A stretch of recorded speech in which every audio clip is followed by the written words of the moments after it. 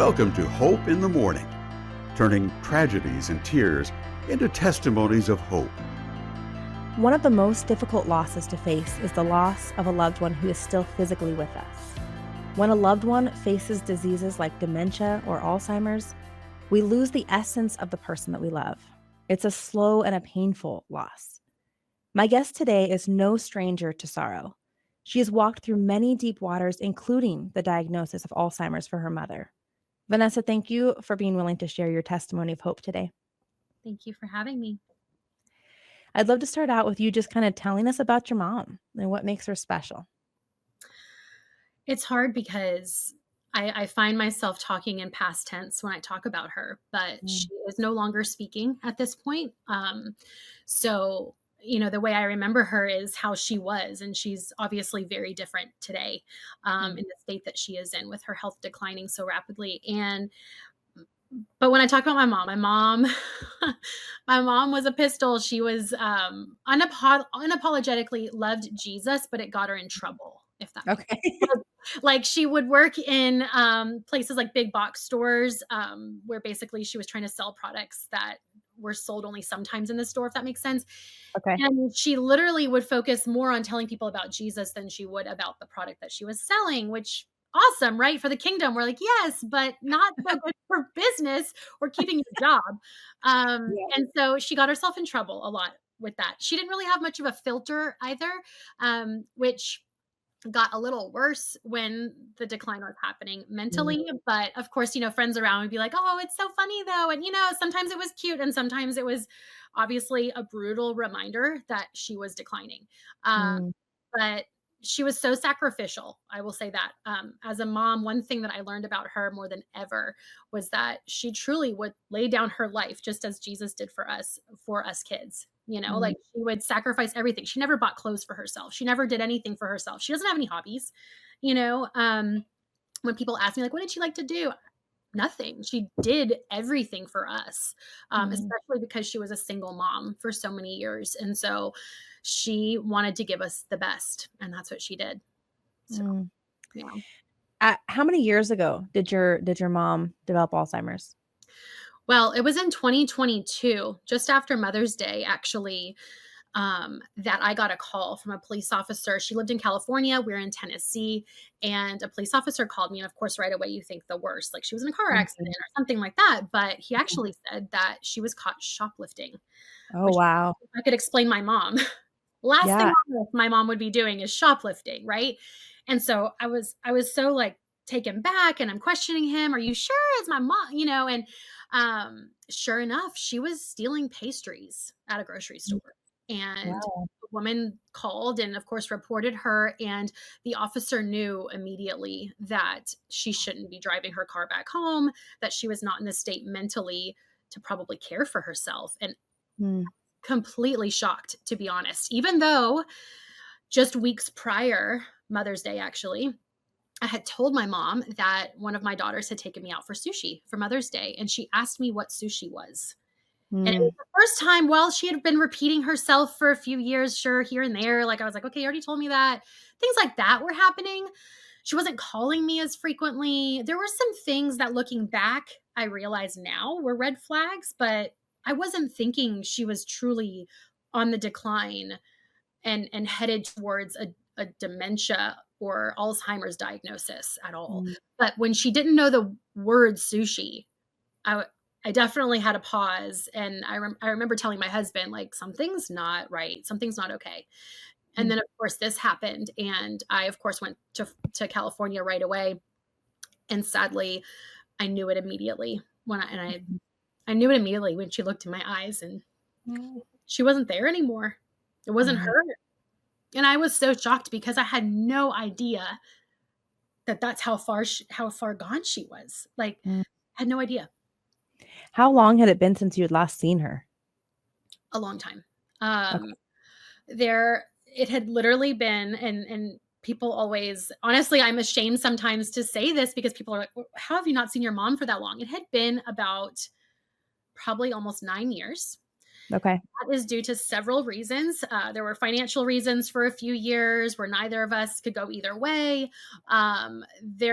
there was the reality that I knew she had become a hoarder. I knew that Mm, she had um, a situation in her home that was truly uninhabitable, in my opinion. And again, I didn't see this as a mental issue at the time. I saw this as my mom was just kind of giving up in life in a lot of ways. And I was trying to mm, encourage her through it.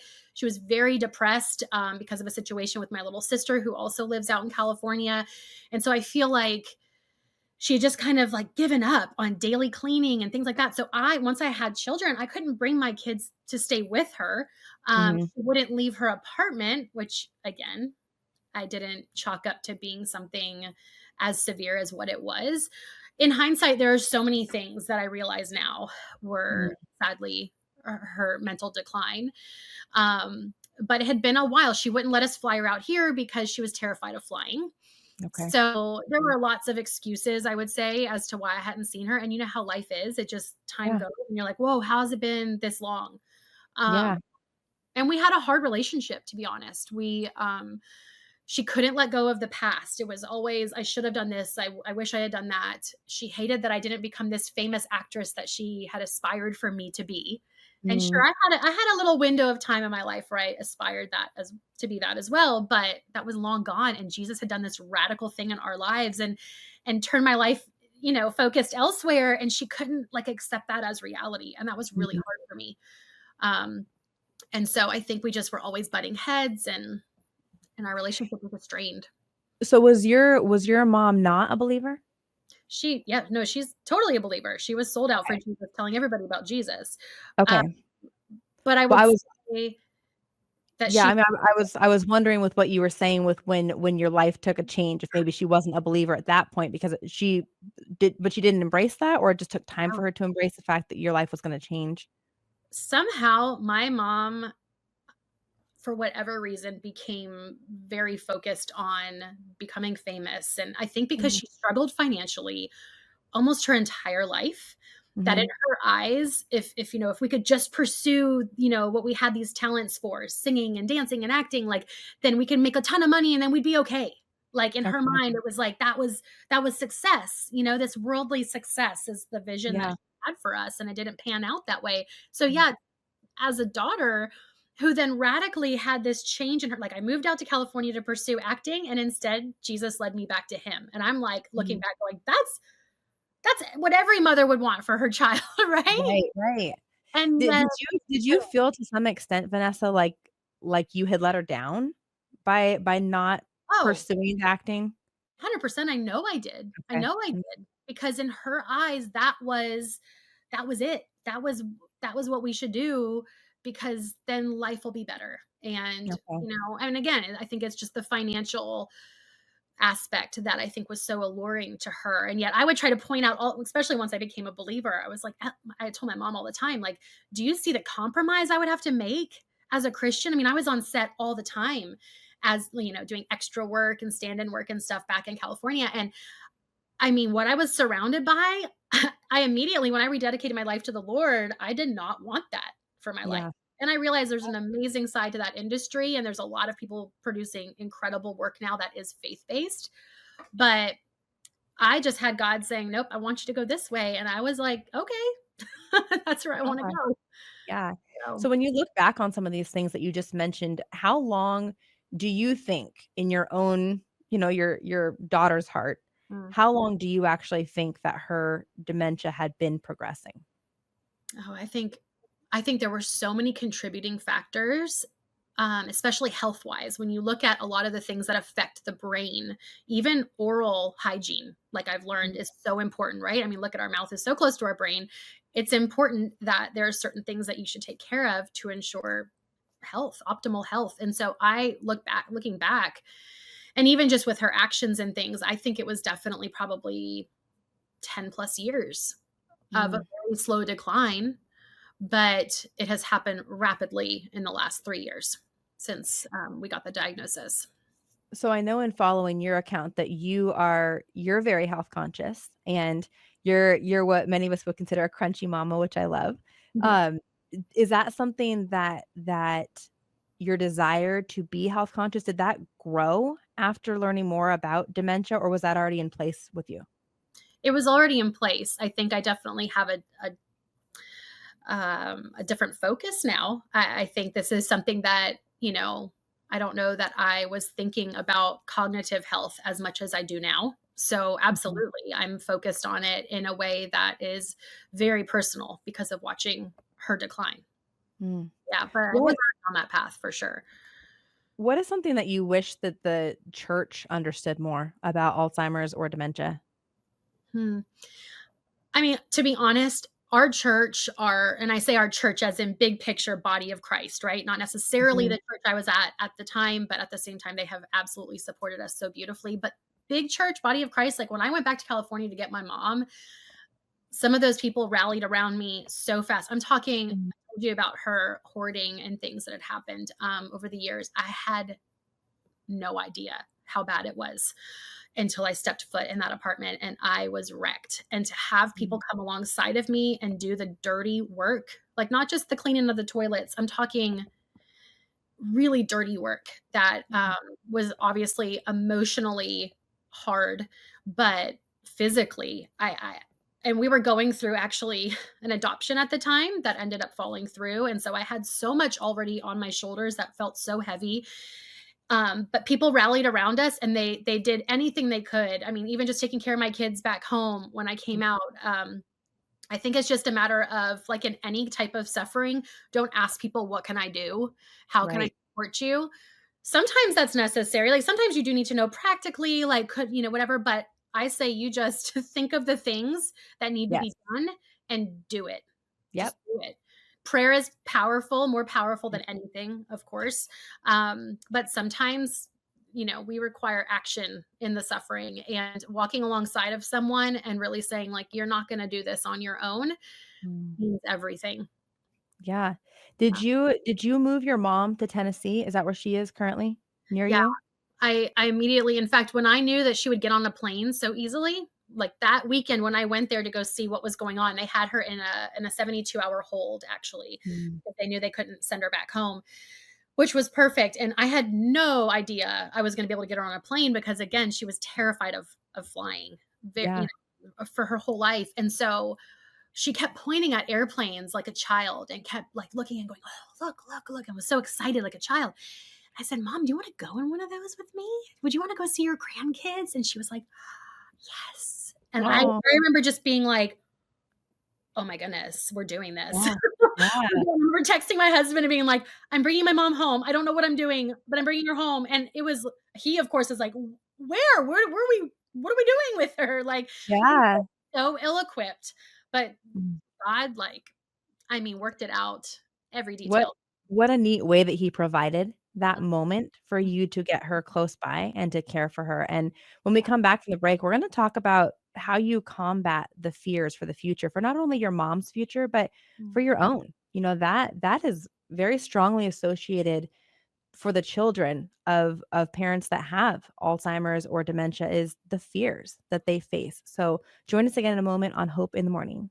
If you have a desire to encourage the hurting with the hope of Jesus, we invite you to join our ministry by giving a donation at hopeinthemorning.org. Episodes like the one you're listening to are only made possible by your donations. Now, if you've lost a loved one, you can donate in their honor. Simply put their name in the memo portion of your donation, and we'll read these names on future episodes of Hope in the Morning. And may you be reminded of the goodness and faithfulness of God as you continue this episode of Hope in the Morning. Do you have a testimony of hope? Perhaps you've walked through depression or addiction. Maybe you were diagnosed with a serious illness or have suffered the life-altering death of a loved one. If you want to encourage others with your testimony and share the light of Jesus, visit hopeinthemorning.org and submit your story. Your story might be just what someone else needs to hear to find hope in their morning. Are you in a season of seemingly endless sorrow? Is your heart longing for encouragement? Join us on Hope in the Morning to hear powerful testimonies of how God is a light even in our darkest valley. We'd also love to pray for you. Simply submit your prayer request at hopeinthemorning.org. Welcome back to Hope in the Morning. I'm joined today with Vanessa, and we are talking about the challenges and the hope that there is to be found when you are facing the difficult diagnosis of dementia or Alzheimer's. And Vanessa, you are very courageously sharing with us about your mom and what you're walking through with her diagnosis of Alzheimer's. Was she diagnosed with Alzheimer's or dementia? Both.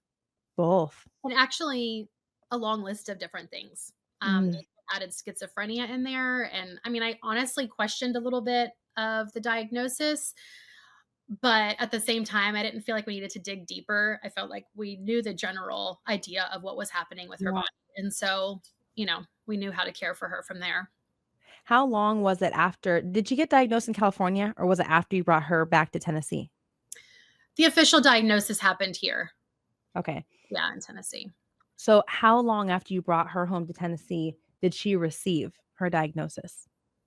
Oh, it was within, like, the first week. We had a Okay. we had a doctor go out and do a full examination and testing and that to see where she was at, and then from there, he would give me updates along the way because there's a number that they assign to you, like, "Oh, you're a 5.6," and then Okay. as the decline, that number, of course, goes down, and, we've seen that kind of change rapidly.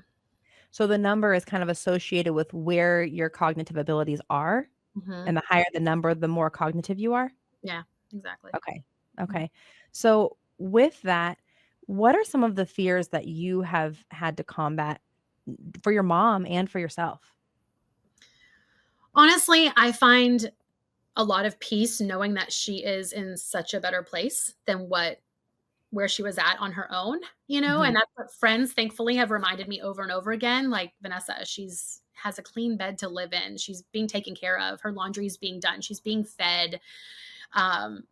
She's actually gained a lot of weight living there, and of course, it's because she's sedentary, but also I don't think she was eating well at all for a long time, and we used to send her groceries and things like that because we knew that she wasn't getting out and really providing for herself for a while, but, again, we had noticed that she had this addiction to sugar, which again, do a deep dive on dementia and Alzheimer's, and they call it the another form of diabetes, is what they're calling it these days, Mm. because there is something connected there. And she was literally, I mean, if you saw her apartment, she had stacks and stacks of pastry containers um, that clearly she had eaten, which I look at that going, I don't know how many years that was sitting there, but Yeah.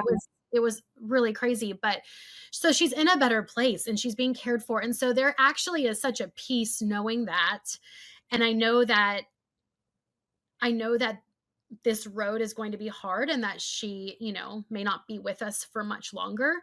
But I don't really have any fears for her. However, visiting her and my children being a part of this experience has made Mhm. it very hard because it's definitely instilled fear in them. My 11-year-old especially has said numerous times, "Mom, is that how you're going to be one day? Is that what's going to Yeah. happen to you? Are we going to have to do this for you?" And I mean, that just wrecks me when I think Yeah. about that.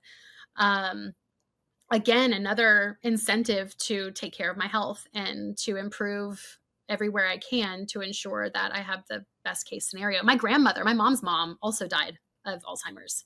Really? Yes. Wow. Yeah, about almost 8 years ago. So, Wow.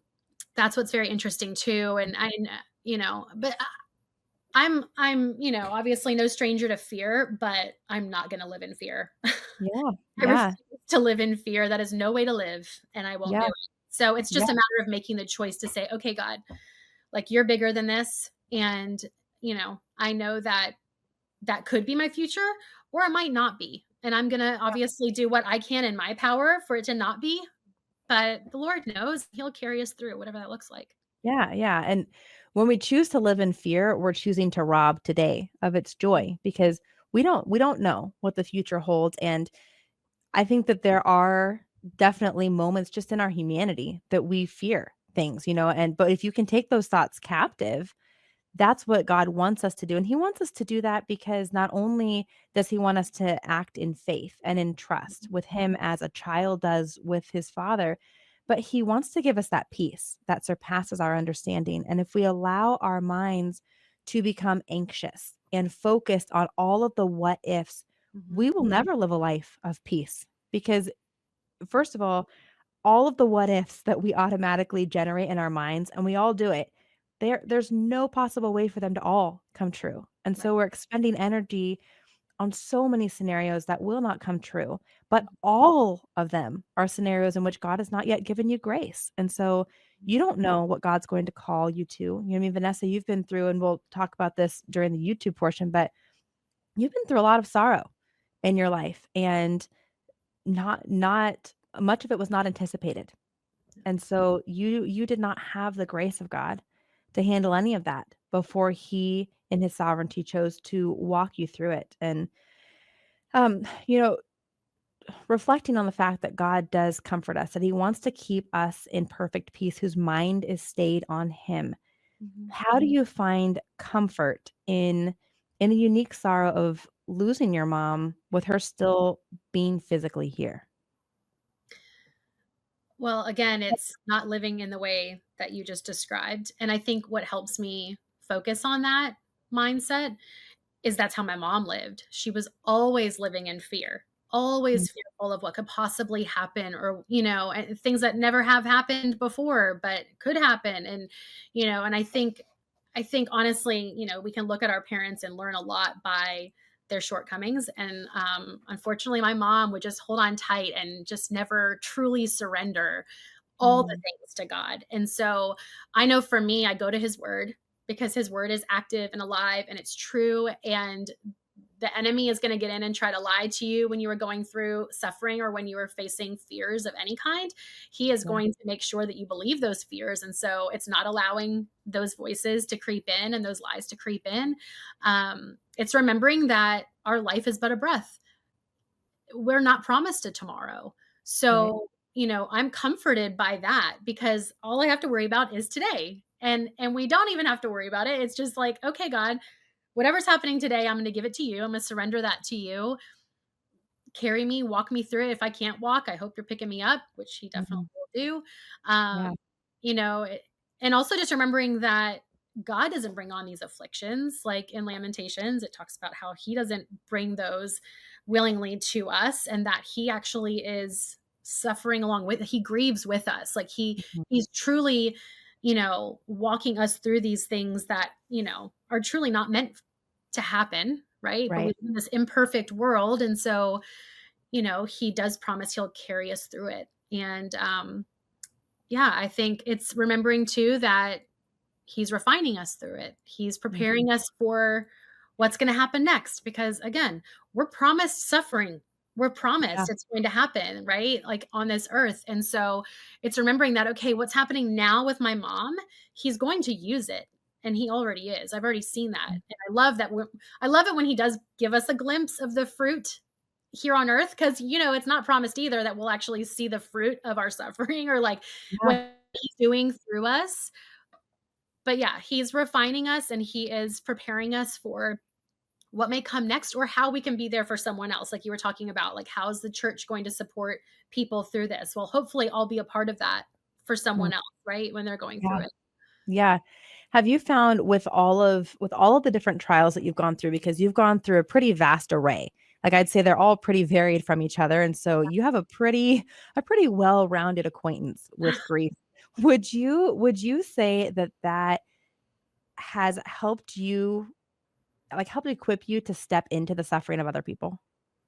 Oh, absolutely. I, and I think because God did give me this like organically grown platform on social media, and I am a very I think the way I've learned to process is just to talk about it. And Mhm, sometimes it's to my phone on a story and sending it off to social media and being like, I don't know who this is for, but I'm going to just put it out there and see if this could help someone else today.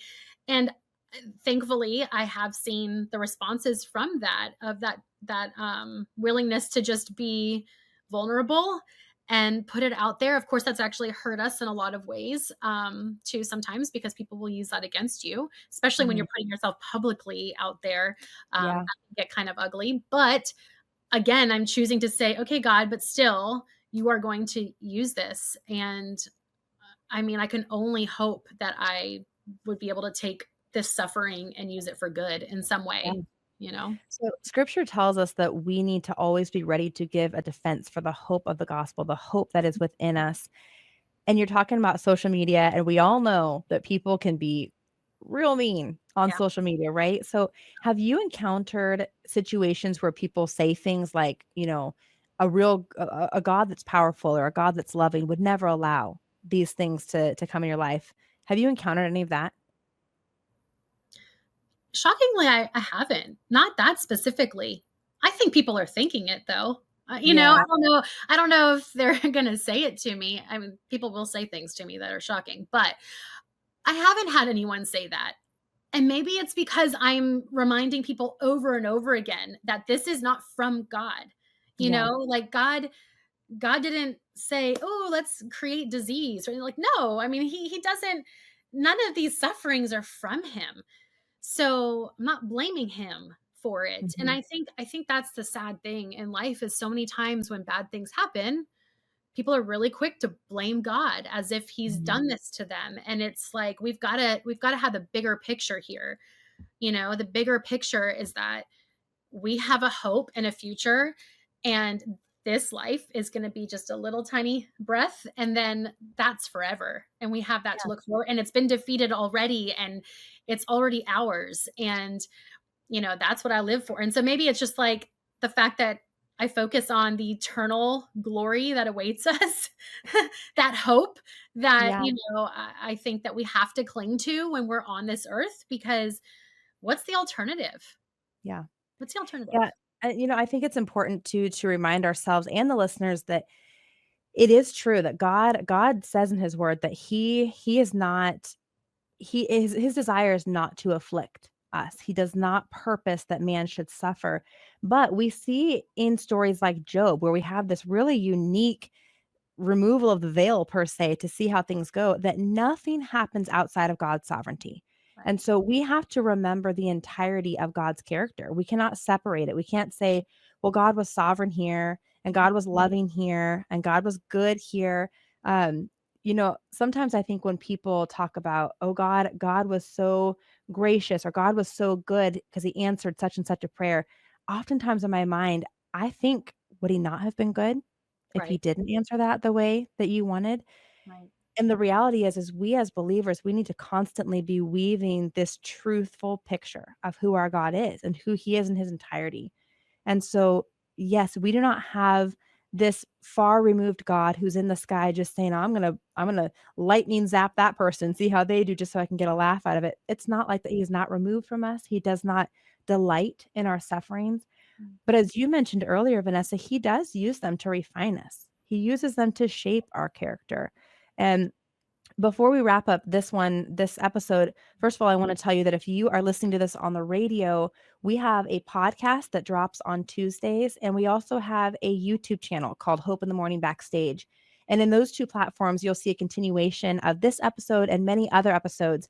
And we have a lot more to talk about because, again, as I've hinted at, Vanessa is no stranger to sorrow. And so she is living what she's preaching. She's not just, these are not empty words on her behalf. But Vanessa, to wrap us up for the radio portion, can you tell us how the Lord, in his sovereignty, as he has allowed this trial with your mom, how Mhm. has he used this trial to shape your character? Well, I think because this has highlighted so much of who God is, just knowing that he meets us in our pain, he meets us in our sorrows and sufferings. Um I think many times I've thought of his sufferings when he was on this earth, and and how he was able to walk through those and still have hope himself. um I think that it's just taught me to, for one, lean more on him, not this world, not man. My husband is a rock and I can lean on him all day long, and will he is everything that I need on this earth, that's for sure. As a partner in life, but he's not going to be able to meet every single need in terms of, those moments where it's lonely and hard, and Mm. maybe husbands are not going to mourn the way that you do. And so, or maybe you're just alone that day and you're having a hard time. Something triggered you and you're struggling. Just knowing that he is right there, knowing that that I am who I am because of what I've been through in life. And I know that we'll talk more about that, but I just think about my own father's shortcomings and the things that I saw that he missed out on because of his choices in life, and I don't want that. I want more for my life and for my family, and so I just want to be more like Christ. And I know that that's the only thing I can do is try to keep walking through this life and cling to him in it. Mhm. Well, and I think that that's the takeaway for today's message is just in everything that you walk to, if you cling to Christ, you will find him faithful. Vanessa, thank you for joining us today on Hope in the Morning. So as you were kind of starting to get into some of the earlier trials that you went through in your life with your dad, can you tell us kind of what some of those trials were and how that affected you as you were growing up? So my dad was in Vietnam, and I say that almost a little bit to place blame on kind of how he turned out the way he did. But, Mm, he would tell us stories of coming back and being spit on by fellow Americans and just the way he was treated. And he was a teenager. He was so young in the Navy and saw things that, no man should ever see. And that definitely set him on a path that was just destructive. And unfortunately, drug use was a large part of his life. He is no longer with us. He passed away in 2009, but he was in and out of jail. He definitely was not the father that you would hope a father to be in many ways. But my mom couldn't let go of us having a father. And I think she just kept hoping he would make things right. And if you know an addict at all, things will be good for a minute sometimes. Maybe they'll go to rehab, or maybe they'll, get a job and get a place and things seem stable. And then yeah. sometimes it can fall apart again. And sometimes that cycle can just be vicious. And that's how it was for Mhm. 11 years of my life. Wow. And then I was actually 11 and I told my mom that we could do things without him. I remember we had police officers surrounding our house the one time because he had done something and they were looking for him. And I had a little sister who was 2 and I was home alone. And that was like totally Mhm. traumatic for a Yeah. kid. And I remember I had to tell my mom that we can do it on our own. We don't need him. And that's when she kind of felt that release. She told me later to actually divorce him and start a life as a single mom. And I had a really strained relationship with my dad over those years.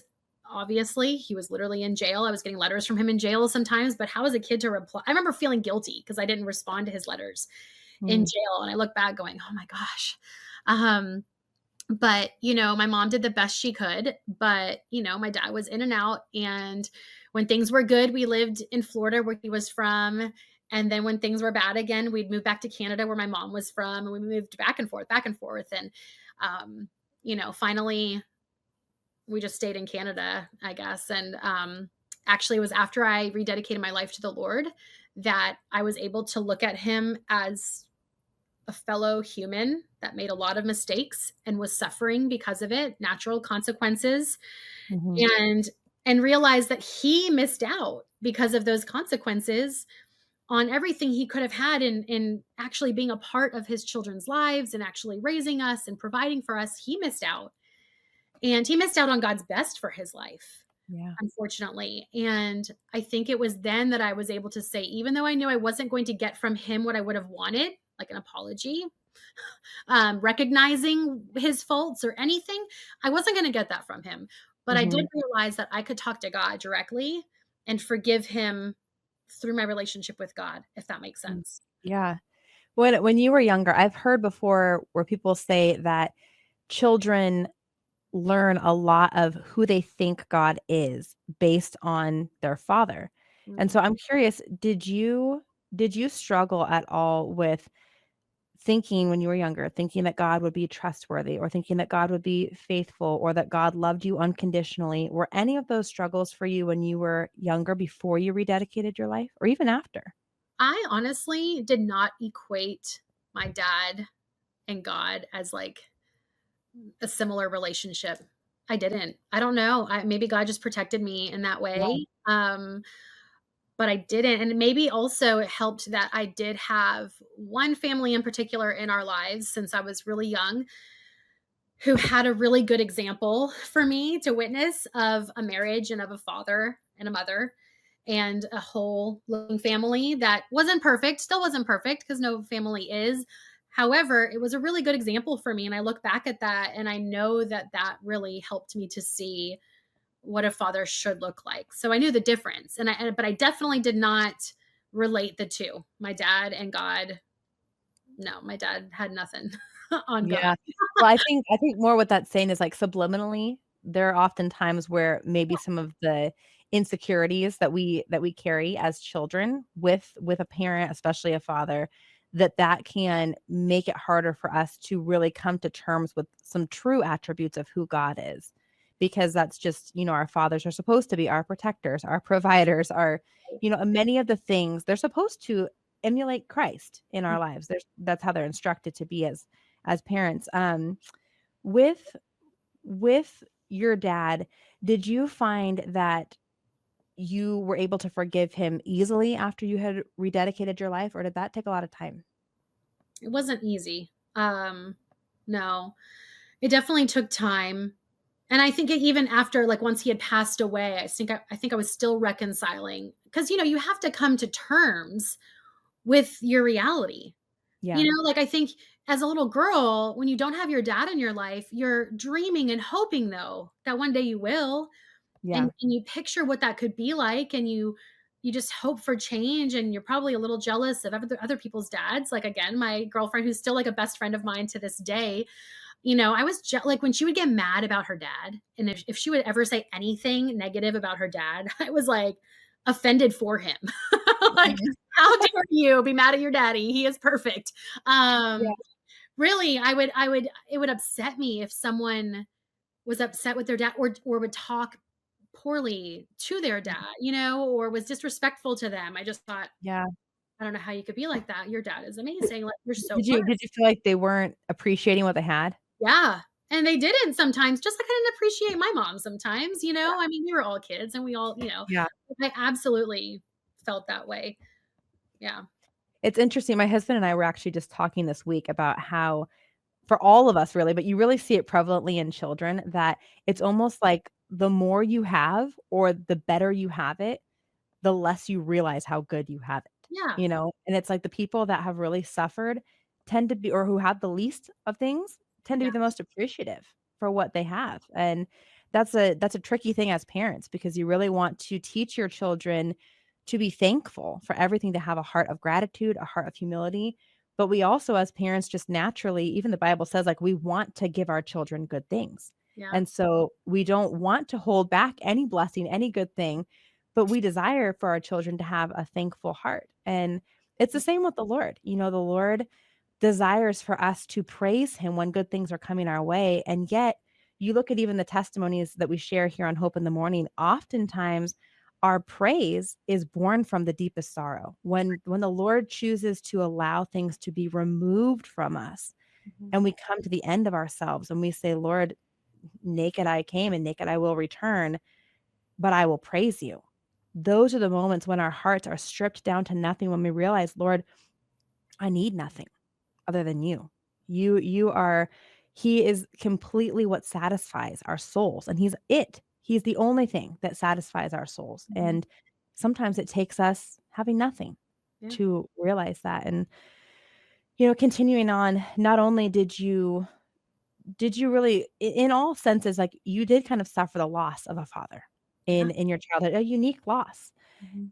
But you also, as you went on to become a redeemed mother and wife, you have beautiful children, Thank you. and but you have one child who is no longer in your arms. Can you tell us about her? Um, Yeah, 19 months ago. Sorry, I'm That is okay. um 19 months ago tomorrow. My baby girl was born and she was already with Jesus. And I think what was so devastating about that you sort of touched on earlier is that it was a complete blindside. We had Mhm. no idea anything was wrong. And nothing was wrong. We had a beautiful pregnancy, a beautiful, um, just everything looked perfect. She looked perfect just a few days prior on an ultrasound. And unfortunately, um, the team that was caring for us, a midwife team, did not uphold the standard of care and they did not monitor her or myself actually properly. And so while she was clearly under distress, they weren't monitoring well enough to know that. And so, I think the hardest part about that is knowing that different decisions should have been made, and those very well could have saved her life. Mm. How do you bring that kind of heartache to the Lord where you think in your motherly heart, you think, "Man, this is not how it was supposed to be." How do you bring that to the Lord? In a really raw and kind of ugly way sometimes, as Mhm. um, because again, that's not from him. Right. There's sin and I think there was a lot of pride and arrogance involved, and I think that you know, what happened because, yes, God allowed it, but I think it's because, man sometimes feels like they are bigger than God and they can make decisions that are negligent. And so that doesn't come from him. But yeah, I go to him and I say, I don't understand this and I don't like it and I don't want it and I never would have chosen it. And I really wish this could be a different story. But again, I've thankfully have already been able to see some really, really amazing eternal ways that he's used it, Mhm. where people have come to know him, my own daughter, my own mother-in-law, in such a real way. Because when you're standing over your daughter and her little body is there, so Okay. all you can do is think of heaven, Mhm. and you want to shake. I literally actually practically shook our oldest, who actually we adopted when she was 18. She's 27 now. I think I practically shook her in that moment, saying, like, that's how close we are to heaven. Mhm. Like the veil is right there. Mhm. Like, what are we living for? What are Yeah. we living for? And if I can't go on to just point people to Jesus after such a horrific, detrimental, unspeakable loss, then, like, Mhm. why am I here? And I see some people are not able to do that. And that terrifies me. I keep saying to the Lord, like, oh, I don't want, like, I'm just clinging to him because I don't ever want to fall into the trap that the enemy would more than love, right? Is to see us not relying on the Lord and giving up on our faith and saying, well, who are you? And being angry at God and all that. Mhm. But, like, I see it so differently. Yeah. I see it as being like the biggest reminder we could possibly have of how we are not promised a tomorrow. So Yeah. what are we living for? Yeah. You know, moments like that, it's where we have 2 paths, and it's like it can lead to despair or dependence. And it doesn't mean that dependence on the Lord doesn't look like grief. It was your daughter, and I mean, I've seen her, she's beautiful, Yeah. and that's something that you will carry that sorrow forever because you loved her and you longed to care for her all the days of her life, anticipating and hoping that there would be many days of her life that she would outlive you, and it's not the way that God intended things to be. This is a part of the fall, and so when scripture says that we do not grieve as those who have no hope, I wanna make this so clear to those that are listening. It does not say we don't grieve because we have hope. It says we do not grieve as those who have no hope. We Mhm. do grieve, and there is nothing ungodly about grief. There is nothing ungodly about tears or our sorrow or even even feeling like, man, this is just not the way it's supposed to be, because it's not. Right. This is not the way that God intended. This is not the way that it will ultimately be. That's why Christ came, so that he could redeem that he could make us right with the Father again, that we would have a way to one day be right with God, to one day not have sin and the consequence of sin, which is death for every one of us. Right. But you love your baby, and that is a godly thing. That's what God wants, a mother to love her child, and you do. And I think one of the things, Vanessa, as I have followed your account, that I think is a beautiful thing about you is I think that you find really beautiful, meaningful ways to honor her. Can I say her name? Yeah, of course. To honor Autumn. And I love seeing all the things you do, from the tree that you have that represents her and how you tend to that, to Mhm. tending to her burial site, to just saying her name and showing her little picture. And the Lord did give you a sweet little blessing in a precious little boy following that. But what would you want our listeners to understand about the continuation of grief, even when you have gone on to have another child or children? Well, it certainly will never go away, right? I think, when you go through something, maybe it's a car accident or something like that, that's, it happened for a moment and then you heal from it physically. And then there could be some trauma still, maybe when you get in a car again or whatever. But I feel like that's something that, it eventually goes away. You don't think about it so much anymore. You kind of get over it, right? There's not really an emotional component either so much. Or maybe there can be, but with this, it's like that grief is this love that has to go somewhere that you will always Mhm. have for that person. There's a lot of things that will trigger that grief. Of course, I feel like everywhere I look, there's something that reminds me of her, including my own children that are here. Um, but I just think it's like, it's constant grace. It's constant, like, allowing yourself to feel all the feelings, even the anger. Because trust me, because of the circumstances with her death, I have a lot of anger that I'm literally having to give to him every single day. Mm. Um, and, I just think that you just touching on, that hope that we have. I also think that for me, it's kind of lit this fire in me to defeat the enemy while I'm on this earth, right? Because he's like he's doing stuff, right? While he's on this Yeah. earth, he's like the prince of the world, right? And so Roaming to devour, he looking to is, devour. and he's like, and I literally remember feeling the day we buried her, man, God gave me talk about carrying you. Mm, I don't know how I was physically walking because of the birth being as difficult as it was and everything. I mean, and then of course you're going and going, you're not resting like you normally do postpartum. You're planning for a funeral, you're tending to your children, you're not laying in bed with your baby. And so yeah. I did not rest properly. So physically, I was not okay. And the way he held me and the way he gave me this strength, like I didn't even plan to speak. And I remember I was getting my hair done. My girlfriend was there doing my hair for the service. And I was like, someone give me my laptop. Someone give me my laptop. And I just knew that God was going to give me something to say. And I just started typing it out. I have no clue how I was possibly able to function and think about even the songs we were going to sing to worship him that day. But I did. I thought of Mm, literally in his strength, thought of things that I look back going, I don't even remember being there, but somehow mm, I wrote a speech and somehow I said that whole speech in front of all these people. And, but I think there was just this like fire that was ignited of like, no, Satan, mm. you do not get to win here. You do not get any bit of my family. You do not get to come into my home. You do not get to cause any fears or, all of the things that I know that this could have done to my children. I started Yeah. praying very specifically against that.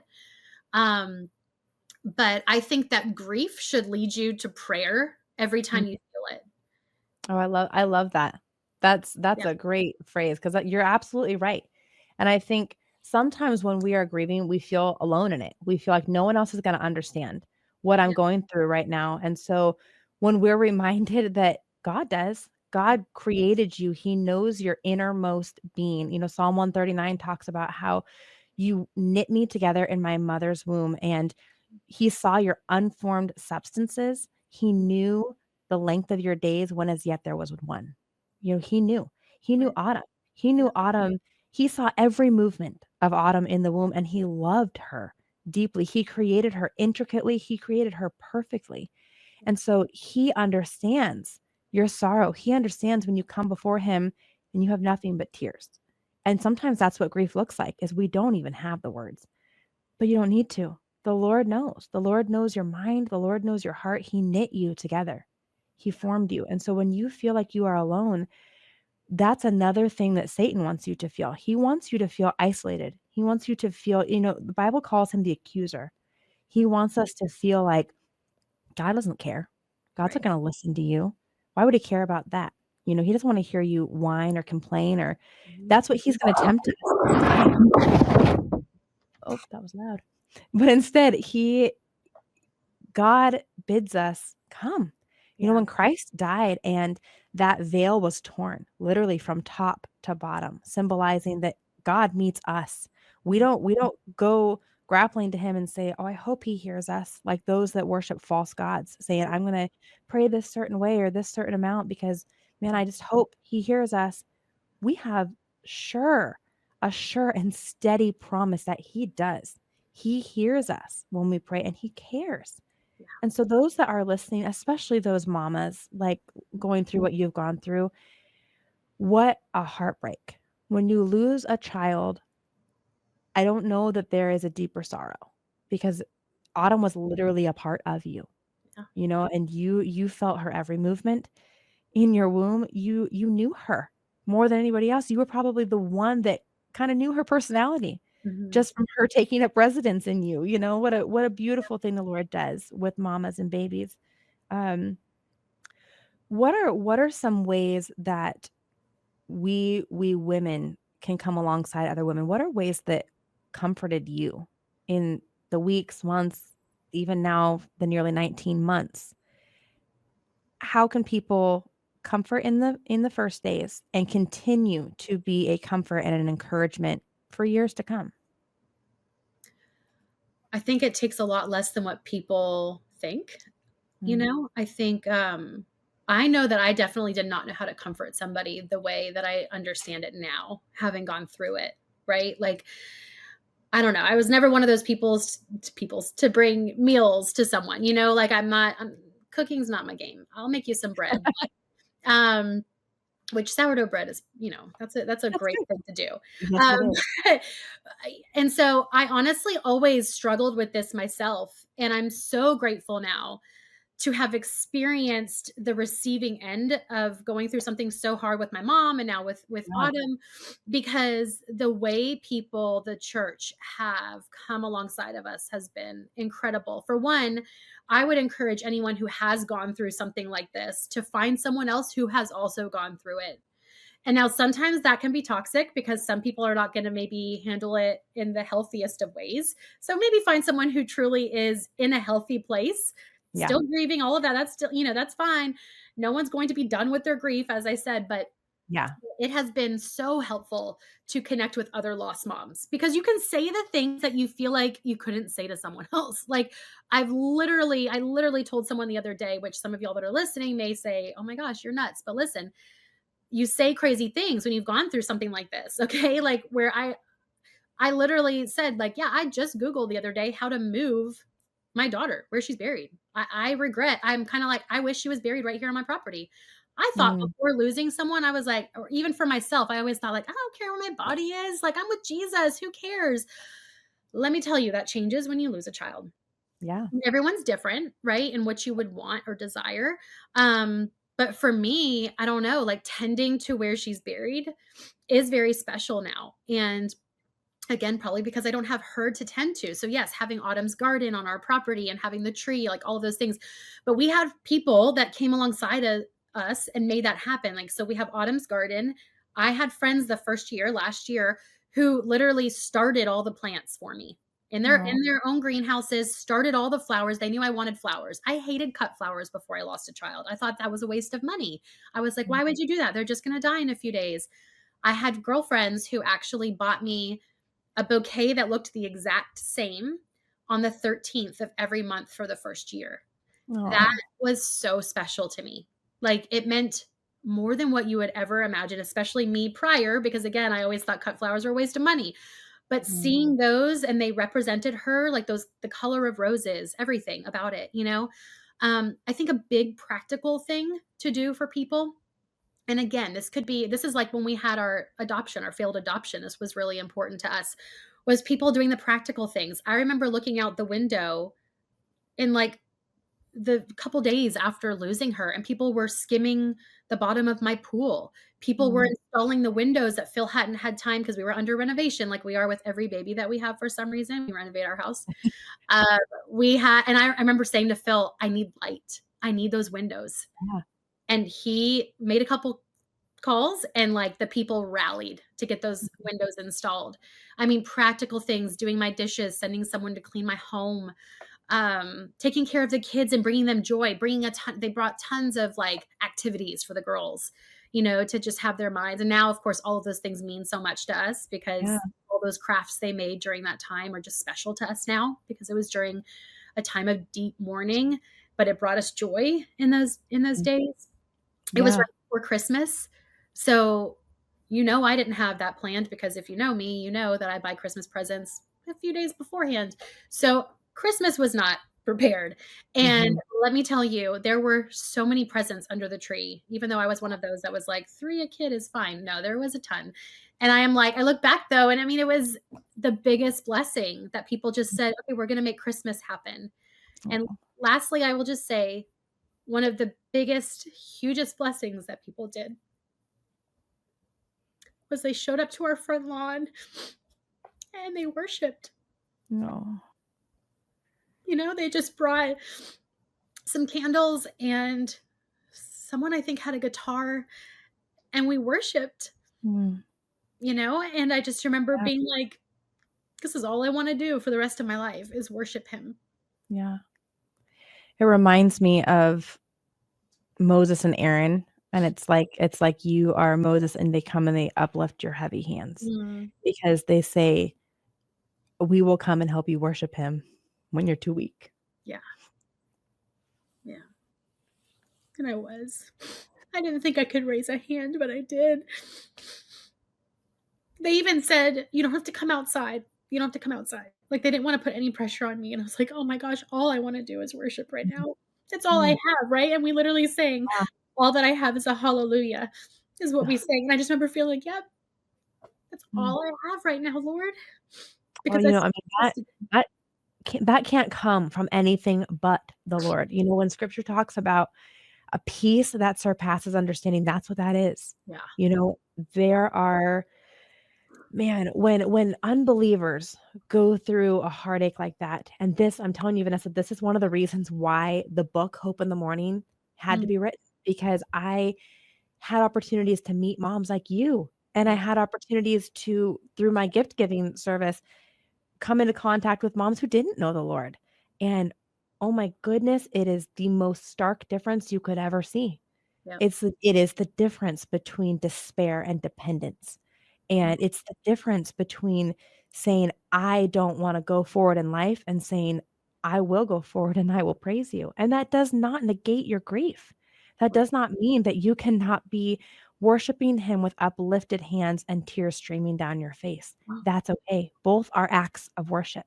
yeah, Both our sorrows and our joys, when we surrender them to him, he can do mighty things. And Vanessa, one of the things that I have really admired about you as I have followed you and gotten to know you a little bit just through social media is that you are a very open person. You're just very transparent. What you see is what you get, which I love.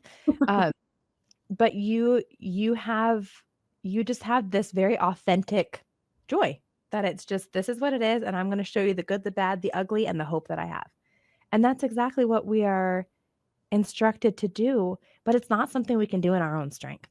yeah, That's one of the things that I think is actually a gift in our grief, is the fact that when yeah, you've been through a major trial, I actually think you're less likely to doubt your salvation. And I think that struggling with assurance of salvation is something that a lot of people do, they grapple with from time to time throughout their life. But when the Lord, in his sovereignty, allows a really life-altering tragedy, Mhm. and you see, okay, this is how I responded to this tragedy, not in my own strength, Mm. but in the strength of the Lord, in the strength of the Holy Spirit that abides in me. Yeah. There is like a settling of the soul that comes, that like, what a gift of the Lord, what a sweet gift of the Lord. And those that want to continue sharing your journey, which I will tell you that not only will you want to hear her talk more about her sweet Autumn, but you're going to want to see her chunky little Winston, because he go there just for that. He's so cute. Yeah. And so you have four children here on earth with you now, right? 3 daughters and a son. Is that correct? 4 daughters and a son, because 4 we have daughters. our oldest Tech, who we adopted at Okay. 18. So Okay. she doesn't live in our home. So a lot of times people, if they haven't been following for long, won't remember her because, of course, we only see her when we can see her because she's a busy, busy girl out in Yes. California. Yes. But yeah, so my oldest is Tech, and then we have the other 3 girls, and then little Winston, who just turned 6 months. Aw. Well, I love all of the content that you share, and that you're very genuine in your hope. And that's what we want people to see. We want people to be able to see, as I put it, the authenticity of your grief so that they can see the authenticity of your hope. And that is, grief is not different just because you're a believer. The loss of a child is the same pain, whether you're a believer or not. But the difference is the hope. The difference is, what do you have to cling to? And man, you have Autumn's creator to cling to. You have the hope that you will see her again, that she is Mm. in perfect peace, worshiping at the throne of God, and that you will be reunited with her. And so, in that instance, let us encourage one another that this life is but a fleeting vapor, that soon we will be at the throne of God, we will worship, and we will be restored to Him. What a beautiful hope we have. Vanessa, where can people find you so that they can follow you? So on Instagram, I am the Franklin Mama, MAMA. And I do have my account private right now because, as I mentioned earlier, there's definitely been a little bit of just some things that I thought, you know what, I'm going to put up some guardrails and protect my Yeah. family a little bit more. So I'm not public anymore, but please say hello. Message me. I literally never miss a DM. So message me and say hello, introduce yourself. Let me know that you found me through this podcast. And I would love for you to follow our family and, of course, to connect with you personally. Yeah. Vanessa, thank you so much for opening up about all the different things that the Lord has called you to, and how you have faithfully walked through those and surrendered them to Him, and been a testimony, a walking testimony of hope and of continuous joy. So it was really an honor to have you on the show today, Vanessa. Thank you so much. Hope in the Mourning is a nonprofit ministry that seeks to encourage the hurting, equip those who walk beside them, and evangelize the lost with the hope of Jesus Christ. To partner with our ministry or to make a donation in your loved one's honor, please visit hopeinthemorning.org. Your donation helps keep these stories of hope on the air and helps tangibly meet the needs of the hurting.